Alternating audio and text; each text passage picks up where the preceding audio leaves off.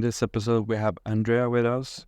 Many years experience from influencer marketing, done the whole process of working with influencers herself, setting up influencer teams, and knowing how to motivate the teams, and a lot more. And that's kind of what we're going to talk about today.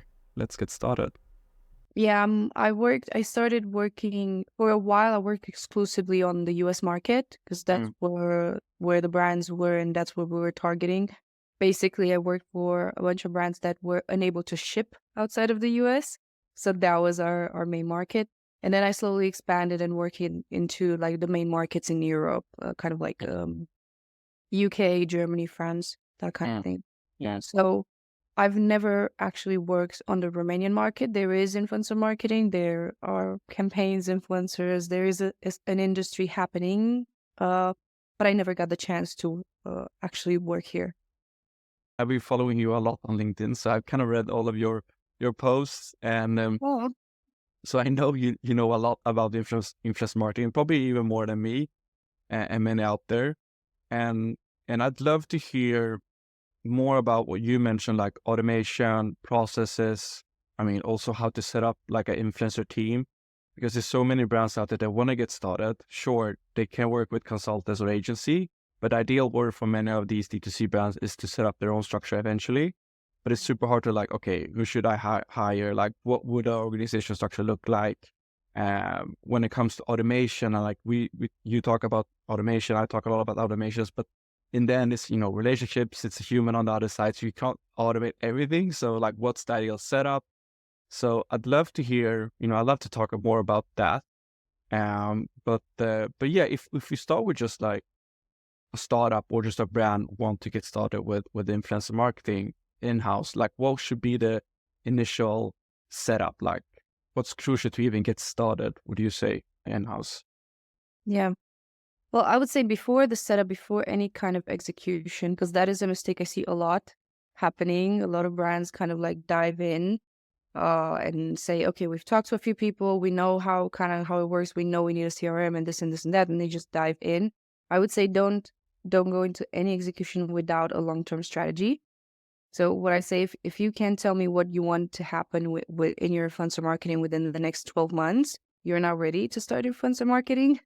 So if you don't have that planned out, take some time, focus on your other channels and think about it. So the easiest way to start with a setup that a lot of people skip is to just audit your internal resources and put down what is it that you need influencer marketing to do, which is a part of a strategy that you can go around that, and what kind of resources you can allocate. Because this is a second thing that I see a lot with brands overreaching and talking to other people or looking at their competitors, but not actually knowing the scale at which their competitors operate.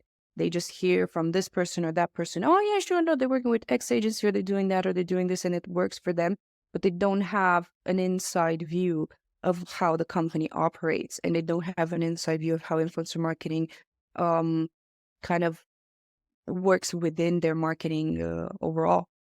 So they get this idea of like, oh, it's easy to set up. This is what works. This is what we're going to do. And then they end up in the deep end and they're like, oh, shoot, we spend a lot of money. We actually don't have the resources to hit the same goals as those guys, because apparently those guys have an entire team. We only have one person doing influencer marketing, or we have like a couple of VAs doing influencer marketing that we have to train, that we have to do that. So this is the first step. This is what I would do to break it down. Strategy, like be very realistic with where you want to go. Be very realistic with how you want to integrate influencer marketing with your other moving pieces. Put it all down, no shame. Pen and paper, an Excel spreadsheet, just put it all down so you can actually see it. Because if you just talk about it, you won't be able to see it. And you won't be able to see the level at which you need to operate, and you will either overhire or underhire or overallocate, underallocate, and so on. So you have to see it. And then what I would say is stop listening to other people.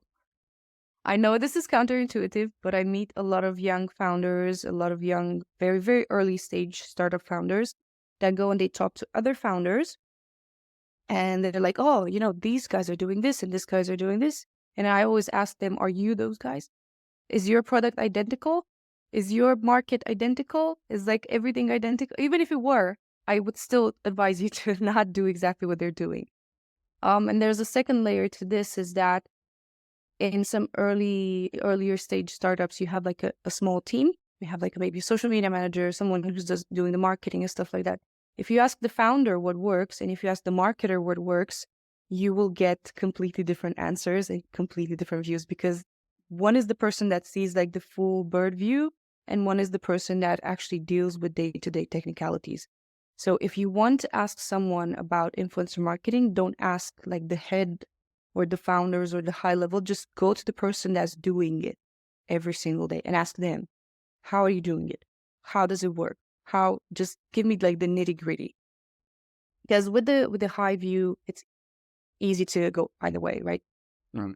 These are like the main 3 steps I would advise if you're very early stage and just getting started. These are the steps. And then when it comes to actually selecting the tools, um, just start easy and start within your resources. So if you don't have the resources or the budget to buy a super expensive tool, don't do it. Start off easy. Start off with, there's no shame in starting with a spreadsheet, right? I also say, I tell people I don't use spreadsheets because they're bad, but they're not bad. You know, if you're early stage and you don't have any budget to allocate to that, start with a spreadsheet or start with the sales CRM. There's like so many affordable options on the market, just until you get a feel of how the process works. And then when you get like a good grip on it and you see, okay, this is how our pipelines look like, this is how we keep track of people, this is how we follow up with people, this is how we track everything, this is how we integrate. Then you have all that and you move it, you allocate the budget, you know, you get a tool like yours or any other one, and you go, okay, now we know what we're doing. Now we're putting the money towards it and we're moving it to the next level. Yeah, I love that. I actually many times when I sit in calls, they think they need a tool, they think they need something because the other brand are using it or, whatever. And sometimes I'm like, honestly, if I were you, I would not even invest in any tools because you haven't really figured out yet. You need to just go out there and test a lot. And when you test a lot and do everything manually, you will then understand what you need to improve in your process and what tools you actually need. Sometimes you don't even need maybe sourcing tool or you don't even need a CRM because your spreadsheet is actually super, super good. You maybe just need something more efficient to find all the people. But and all that depends on, the brand you have, if you have a premium brand or low cost, like this, there's so many parameters, like you said, like you can just not copy paste other brands' strategies. You need to look at your company too. But that's super interesting. So when it comes to then, um, are there any general like things in the process that you could recommend to any brand, like where it doesn't really matter if you are premium or whatever brand you are, like these are the things that everybody just should know about when it comes to setting up in-house processes? Yeah, I think defining processes very early is crucial. Again, this is something I see a lot of brands do. They go into influencer marketing and then I go and I work with them or I consult for them and I ask them, okay, share your documentation with me, share your processes, and they have nothing. And I'm like, how are you training new people? How are you assessing if this works? How are you managing your teams? How are you improving on top of that? And that's when I see it dawning on them. They're like, we don't. We figured that this works and we're just going with this at the moment. So I would say, again, map out your processes. Again, it's boring. I know, mapping out process. Like no one wants to do it. It sounds super boring. It's not, I promise. Map out the processes. Get very, very specific with everything that a person needs to do to run a successful campaign, to do successful discovery. Basically create like a knowledge manual that anyone can like pick up and learn how to do the job. Because the mark of success behind like a good program, it's not necessarily in the output or the outcome, but it's also how easily you can replicate that. Because if you have a system that's really good, but it's clunky and it's time consuming and it's just doesn't make any sense and you cannot scale it properly, that short-term success you achieve with it doesn't really take you that far, right? But if you have something that you can replicate and scale on and on and on and build on, that's something that's going to help you in the long run. Yeah. And same, just like you said with the tools, test as much as you can. There's free trials for everything. Don't be afraid. Get a designated person. I was the designated person that tested pretty much everything within the teams where I work. So when I saw like a new tool or a new CRM or something that could help me, I would just go in and test it. I would ask for a demo. I would ask for a free trial and just see, okay, do we need this or do we not need this? This also applies when people from the team come and say, or founders or clients that I work with come and say, let's use this one because X is using this one and this is really good and let's use this one. And I go and I test it and I said, we don't need it because Mm. we have this tool that does that already. We don't need this. No, we don't need this. And that's when I point them to the process and I say, where is it that this tool adds value over what we have already? Yeah. And that's kind of when the conversation ends. They're like, "Oh, Yeah. okay, I get it." But that's also because I have so many meetings with obviously with brands wanting a tool, and that is also something I realized. Uh, some brands, they don't know what they need. They just think they need something. So when they evaluate any tool, sometimes they end up with like, who has most features, or what's the best price, or can I get a good deal? Like, but if you go back to the needs and looking at your processes, sometimes you don't need a tool, or sometimes you need there's a lighter version of something. You just don't need everything. Um, it's easy to also pinpoint that and highlight it. But when it comes to then, you touched on it, like training and educate your in-house team. Like, um, do you have any tips for founders? Let's say they have already someone in-house. They want to scale the team. How can they scale up the team and making sure that everybody is doing the same processes and all that? Like, do you have any tips for founders and managers that you usually share? Yeah, sure. I think this usually starts in the hiring, uh, and like the recruitment process, because one thing I see a lot is people not being sure what kind of skill set is required for influencer marketing. A very general assumption that is very, very wrong is that in order to be a good influencer marketer, you have to be good with social media. That is completely wrong. And I've seen a lot of people, and I'm not bashing on social media managers because I was a social media manager for like 5 years. And that's how I know it's a completely different skill set. So social media managers, they need to be creative, they need to be organized, but it is going into a different direction, right? They do community management. They have to like stay on a publishing schedule. They don't have to talk to people that much, so it is repetitive, but in different ways. Whereas influencer marketing, the way I see it, is kind of a hybrid between kind of like sales and PR, which is completely different. And I know this from experience. I have hired people that came from a social media management background. And after 3 months, they came to me and they said, I cannot do this. This is burning me out. This is killing my soul. This is nothing like I imagined. I'm sorry. I have to leave. And I understand. Like I was also doing like social media management and influencer marketing at the same time. And I felt like I was being pulled into two opposite directions. So start with understanding not only the job responsibilities that you're going to be giving that person, but actually what they're going to have to be doing day to day. Because that's when it gets really interesting and important to understand that there's a lot of repetitiveness. You have to have someone that's very assertive, that's not afraid to negotiate, that's not afraid to ask for things, that's not afraid to go chase people and say, listen, you got to give me content. Where's my content, right? Someone who's responsible enough so you can hand them a chunk of your budget and make sure that, they spend it accordingly, or that they are able to follow the processes that you put in place about spending budget, how do we spend budget and all that.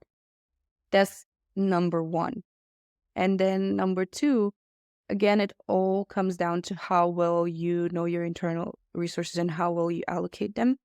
One of the mistakes I've done as a team manager, and I see a lot of people doing, is not setting realistic goals and going under the impression that one person can handle, 100 influencers. But again, it's kind of like not understanding the process, because if I handle 100 people and I have 100 people sign and I have to chase them to post, that's not all I'm doing. I'm also doing outreach. I'm also doing discovery. I'm also talking, negotiated in discussion with a lot of people. So technically, I'm sitting on top of like 200 people in my pipeline, and that I have to do that every single day. What's reasonable then? What would you say is a general thumb rule when it comes to like how many influencers you should handle per in-house person? Yeah, I would say if you have someone that's very experienced, I would say around 40, 50 a month. That also highly depends on the brand and on your industry, because if you're in a very niche industry, you cannot possibly expect for someone to kind of handle, for someone to find that many people. Because again, if I want to sign 50 people each month and get them to post, I will have to find at least 200 to talk to and negotiate with them and go through all that lengthy process in order to just get those 50. And then I have to do it all over again next month. So it's setting too high of goals and not motivating your team and not understanding. I'm not saying you can do more, but you will have to have airtight processes. You will have to have specific automation. You have to use probably AI in this day and age, right? To have someone to handle that much. And it's possible. Like, there are agencies out there that are doing it. There are companies out there that are doing it, but they're not companies that just jumped, that did that like the early start. They're companies that have been doing it for years and years and years and had a lot of resources to put in. Yeah. And another thing that team managers and founders and stuff need to be very careful is burnout, because a lot of people don't talk about burnout in, like, on our side, on the even the talent management or the influencer management side. I've heard people talk about burnout on the creator side, and that makes a lot of sense. But not a lot of people talk about burnout on our side. And I've experienced burnout myself. I've seen burnout in my teams. And if you don't know what this specific type of burnout looks like, you think, oh, I have an underperforming team and I have to push harder. That's not the Mm. case.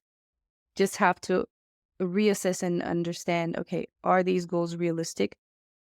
Talk to your team, go through like the processes, ask them, what are you struggling with? What is it that I can do to support you? What is it that is the biggest problem you're facing right now? And they will tell you. They will 100% say, I hate doing discovery. I hate doing that. I hate doing that. Which kind of leads me to a next point. In your team, you will have different people that excel at different things. For example, I'm going to be very, very honest. I do not excel at follow-ups and at kind of like the contract management stuff. It's the part that I don't really like. I'm like, I have to do it, but I'm not crazy about it. What I excel at is negotiation. I'm a good closer, right? So I know that if you give me a list of 200 people, I will close 100. I will push myself to like, I will not accept anything less than, like 20, 30% of that list being signed to me. That's what I excel at. So it is something I've done the structure in the past, and it helps placing people in positions where they use their like most The best skills they have. best skills they have, right? Mm. So we did this way. We had a project and I was the closer, and then I would give contracts to my colleague. She was like the management because she loved doing that. And I would get them to sign, she would get them to post, and it was just like a well-oiled machine. So this is also something that I haven't seen a lot of people think about, but it makes a lot of sense when you think about it. Because if you have someone that's really, really strong at discovery, for example, have them do discovery, allocate some of their tasks to someone else who loves doing them, and just try to shift and allocate a little bit. And that's also kind of taking the pressure off your team, because if you give them something that they really love doing, then the burnout is not gonna it's not gonna happen. Yeah, for sure. I think that's super smart to think when you're setting up your team. I'm curious to hear. So, if you would put up, if I'm a founder, I would put up a job ad right now. I'm looking for my first influencer marketing manager. What would you say are the kind of 3 to 5 things that I need to add to my job description? Like, what will they do? Right. Um, the responsibilities, I would say be specific about the responsibilities, because I see a lot of, again, every company is different. This is the problematic thing to say. So with influencer marketing, no job is the same. Like I have not met um a lot of influencer marketers that did the exact same thing.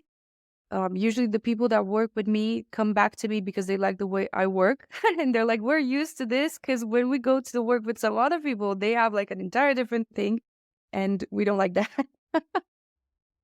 So I would say be very specific about the things that you need them to do. Don't be vague, like, oh, you will have to find relevant public figures. And no, just say you'll have to find influencers on these platforms. So you have to be familiar with doing discovery on TikTok, for example.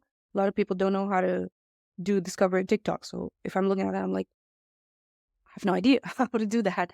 Would I be able, would I like being on TikTok all day long and doing discovery? Maybe not. Okay, so maybe this is not for me, right? So be very specific about the platforms. Be very specific about the industry and your industry requirements, right? Because you can say, oh, the beauty industry, but it's one thing to be a brand that sells at Sephora, for example. It is very, very different to be a hair brand that's niched, right? That's for, people with dry hair. That's a completely different thing. So these kind of things, for at least for a seasoned or someone who's been in the industry for a couple of years, gives an idea of the level of difficulty of the job and what would have to be done. I would also say give them an idea of how they will grow in the company. So is there room for growth or not? With influencer marketing is a little bit different, because unless the company is very, very serious about influencer marketing and about hiring more people and expanding their um, team and so on, growth is pretty non-existent. I want to say, and I see this a lot in the groups and like memberships I'm in that are specifically focused on influencer marketing. Most people that have teams under them or large teams under them are going more into like the general marketing direction. So it's like a VP of something, or the director of partnerships that kind of encloses a lot of things. So make sure that you give that person an idea of how they can grow in your company. Um, I would highly suggest brands, when they want to do recruitment, think about a bonusing system. I've always had, when I had large teams, I've always had bonusing systems, and they work wonders. They keep people motivated. And how, when you say bonus, like, is it bonus you think of like being a salesperson, or bonus how it goes for the whole company? What's the structure there that you've seen works? Because I also heard that like bonus Mhm. for basically what they're doing. So like a salesperson, what's the structure you've seen work? Yeah. So the structure I've implemented in past companies is kind of getting paid. So let's say I have a specific target. I have to produce 20 YouTube videos a month, right? Just giving an example. So those YouTube videos, in order to reach my goal, they have to hit like different criteria, right? I can't just have any odd YouTube video and say, okay, that I can rest on my laurels. I've hit my target. So what happens is you can have a bonus tier of people reaching their target. So you can put, depending on the resources, I think we had like $50 or $100 when people hit their target. So we just gave them that extra. And then you get an amount for every video you do over your target. So for example, you can do like $20 for every video you get above your target. I'm just giving an example. It doesn't have to be like $10, $20. It really depends on the size of the company. It depends on the level of seniority that the people have. Country. Yeah, exactly. But we started like a little bit smaller because most of our team were younger people, and we had people that had went so like hardcore with this that they even doubled their salary, and the company was very happy because we had a lot of content coming in. We had a lot of good quality content coming in, and they were getting paid. So think of a tier structure that works for you and that keeps people engaged. And again, it has to be something that motivates people. Because, for example, for a lot of people, I know companies that were putting like $10 for every video they already had like very high targets and they were putting $10 per piece of content that you do over. That's not really motivating, right? But it really depends on the company. But the main point is make it achievable and make it motivating. Because if you don't make it these two things, then it's not gonna work. Yeah. Have you seen any structure? I've heard, I don't know the exact structure, but I've heard that if the influence manager set up a paid collab and it generates X sales, they get, I don't know, a few percentage or maybe 10% of the sales. So kind of motivating them, finding sales converters or like really good partnerships. Have you seen something like that? Some of those type of structures Um, or not? I haven't seen that. Honestly, I think I've heard a few people mention that. I've definitely seen it in job ads. That's something I don't really, that's something I don't really agree with. Why? Because I think that generating sales is great if you have it. If you set up an influencer marketing program and your main goal is to generate sales, that's great. But you have to keep a few things in mind. First of all, you have to be a DTC brand. Like that's for sure. Then you will have to understand that the way I see influencer marketing is kind of like putting funds in a kind of like a long-term investment fund. You put in $5,000 and then you take out half each month. You put 25 and then you take out of it every month. And then at the end of the period, you notice that, oh, shoot, my fund is drying out and I don't understand why. It's because you keep milking it along the way. So I would say if you're focusing very, very heavily on sales, and I've seen this, I've worked in like very high driven performance companies, DTC. The performance dips in time because you have audience fatigue, you have saturation, you have audience overlap. You just keep pushing the same product over and over and over and over again, and you will hit a ceiling very, very fast. You will need volume to maintain that kind of sales target. And this is a lot of companies I see them struggling with because they're like, oh, it used to work so well and now it's not working anymore. We would like give coupons to everyone, but we're not seeing the sales. That's why you're not seeing the sales because, and also another thing that I've seen companies do is like keep influencer marketing as a main acquisition channel because they say, oh, it works. So we're just going to do this one and nothing else. Well, and then they get to the point where they're like, oh, our CPA in influencer marketing is too high. And then we need to revert to something else. But then their influencer marketing channel is right here and their other channels are right here. And then they're wondering, oh, now we have to go back to these channels and bring them to the same level so that we have like a good leveled strategy to go with. And I think this sales kind of thing puts unnecessary pressure on both the influencer manager and the creator. And it's just working just for the bottom of the funnel. Why would you work for the bottom of the funnel? Because the bottom of the funnel the whole reason the bottom of the funnel exists is because people are coming in from the top. So why would you ignore the top? That Would you focus just on the top funnel for influencer marketing? No, What? not necessarily. No, I think just like in ads, you have ads that serve the top of the funnel and you're just focusing on driving click-through rate and nurturing people and stuff like that. You have middle and bottom. I would say while you're testing, you're going to identify different types of people that go to different types of different levels of the funnel. So what I see a lot and I don't understand and I try to talk brands out of it is when they're working with a creator, they're really like brand fit. They go the extra mile. The content is super nice. The collaboration goes smooth. No sales at the end, and they're like, "We're gonna drop them. Nothing else is gonna happen." And I'm like, "Wow, why?" Because you had good content that you can reuse and repurpose. You have a person that's genuinely interested in working with your brand, so you can maybe partner with them and create some more content with them. Appeal to their maybe private community, or when they get like an email list, go into that as well. Have them as a spokesperson, as a face of the brand, whatever. um you got good engagement, so you can actually extract insights. If you do run like some surveys, or if you analyze their posts, you can actually kind of find out new things. And it's just like a good collaboration. You're not putting a lot of effort. You're not like, why would you focus Yeah. just on the sales? Listen, yeah, I totally agree. Like sometimes, I mean, that's because many brands are so sales focused.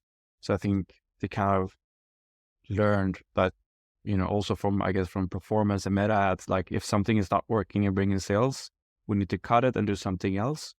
But I definitely think sometimes like just that day or for different reason just didn't bring in the sales, or maybe the influence maybe made another collaboration earlier that morning that kind of took all the buying power.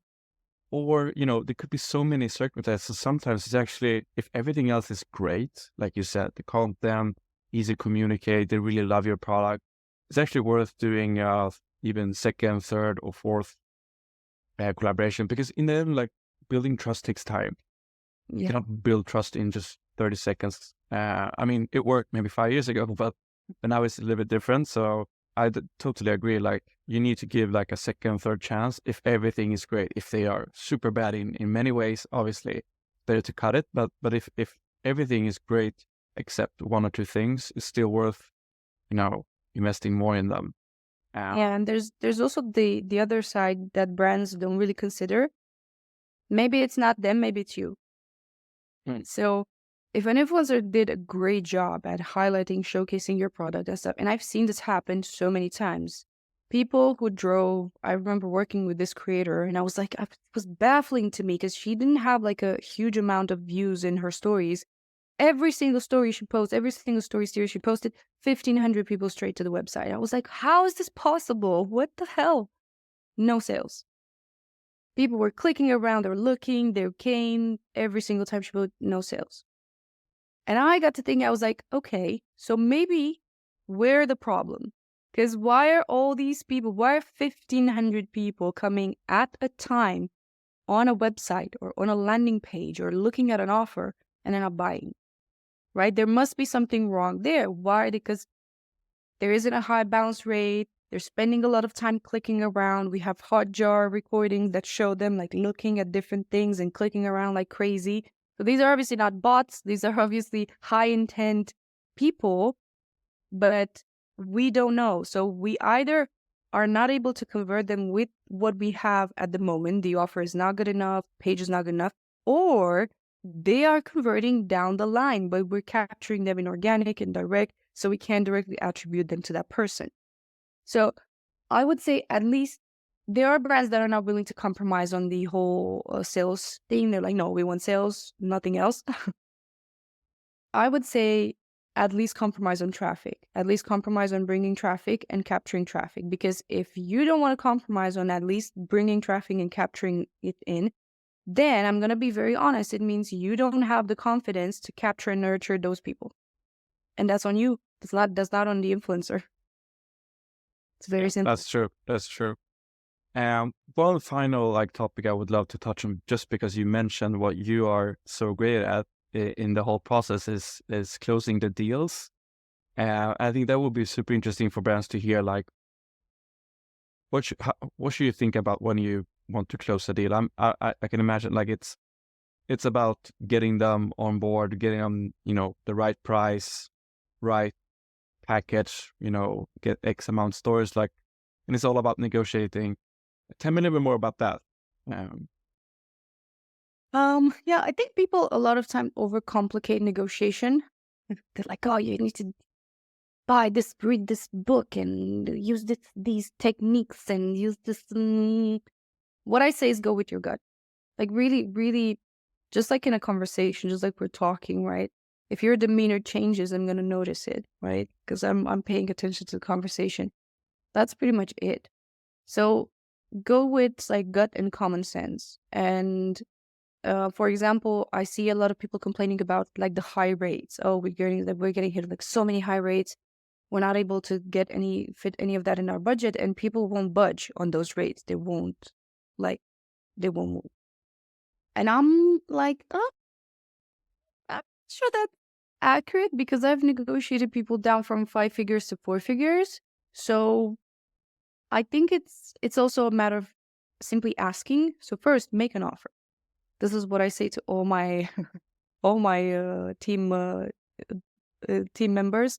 Make an offer, because a lot of them come back and say, "Oh, this lady asked me like $5,000. I mean, I'm just gonna put her in the rejected pile." And say, no, how much can we offer her according to like our budget and our CPMs and our pricing table? Because I do pricing tables for everything. And she's like, "Well, we can offer like $400. Great, go and make the offer. Offer her $400. Say, this is what we can pay at the moment. What is it that we can do within this range?" And 70-80% of the time they come back and they say, "Well, I can't do that, but maybe for you this one time, maybe we could do $600 for like a story or this and that, and I can put the link somewhere in that."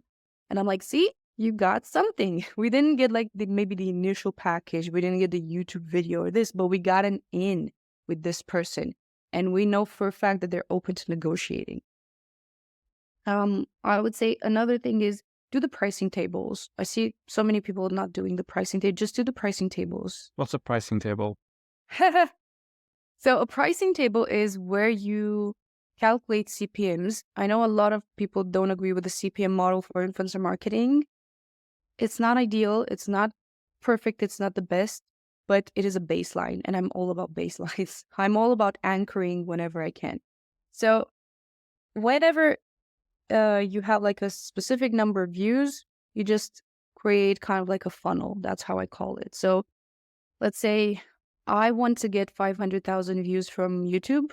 And from those 500,000 views, I'm assuming that this amount will convert into actual direct clicks that I can track. And then from that traffic that comes to my website, according to the general conversion I have, I'm assuming that this many people are going to buy at some point. Maybe not necessarily directly, but at some point, right? So you kind of build that. And then you're thinking, okay, in order for me to break even and have a good ROI for the last step, how much would I be able to pay per 1,000 views, right? And what I do is I do like little ranges. I can also share, I have a template and I can also share it with you. It's like a very simple Excel. I've shared it once and it caused an uproar. So I do like these ranges and I say, okay, on TikTok, it's not going to be my main channel. It's not going to be short form content. It's not going to be my focus, but I can definitely try it there. And I'm going to put a lower amount. I'm going to put maybe like $10 CPM, right? $10 is something I feel comfortable paying on that. On YouTube, obviously, it's going to be higher because it's more production. It's more higher prices and stuff like that. I'm going to put maybe 30, right? $30 is what I'm willing to pay on YouTube for that. And then that's not set in stone, right? Those are just things that you set as you're starting. And then you go in, you get rates, you compare them with the pricing table that you have. And what I do is I just do ranges. I do like, okay, from my starting point, let's say it's 500 views. So I'm looking for YouTube creators that get over 500 views on average. So let's say between 500 and 1,500, I'm paying these rates for like a mention or a dedicated, right? According to the CPMs. Then for the next range, I'm paying these rates. And that helps people in your team make really, really fast decisions. So they don't have to come and ask you, what do I pay this one? What do I negotiate with this one? What do I do here? What do I do there? You just give them the pricing table. And what I say is, anything that's in the pricing table, it's fair game for you to offer. No one's going to give you shit for it. No one's going to come after you if you make an offer within that and they accept it. That's fine. And that kind of gives you like a little bit of security because you can set slightly lower rates so you can make sure that you have wiggle room in your budget. You can set them as low as you can and you say, okay, this is what we can afford to pay. Please stick within these ranges for now. And then you know that your team is just going to do everything that they can to stay within those ranges. And that's pretty much it. So I think that's how I that's smart.